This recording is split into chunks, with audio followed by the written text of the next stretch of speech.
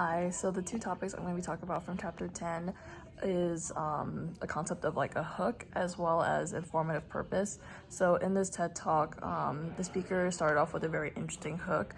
He started off by mentioning the topic of testicles and how it relates to sleep, which he also continued with giving interesting like stats and information that the audience didn't know about, as well as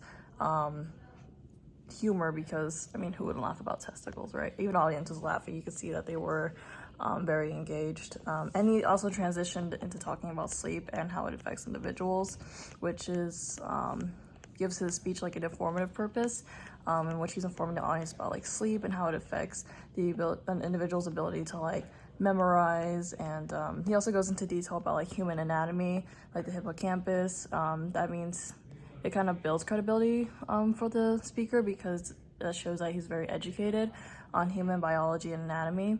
Overall, in chapter 10, I learned that there's different things that you need to do in a speech in order to keep the audience engaged and make your speech seem purposeful, including gaining the audience's attention with like a hook. You can start with the startling fact, inspiring quote, as well as include like audio visual aid, which is what the TED Talk the TED Talks speaker also did.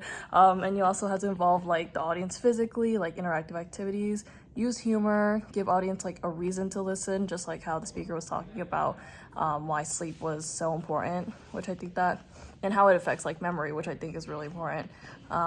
Build credibility, as well as conclude with like an impact to show why your speech is purposeful and why the audience should be there listening to you, and also end morally like with a purpose, like informative, persuasive, as well as commemorative purpose. Thank you.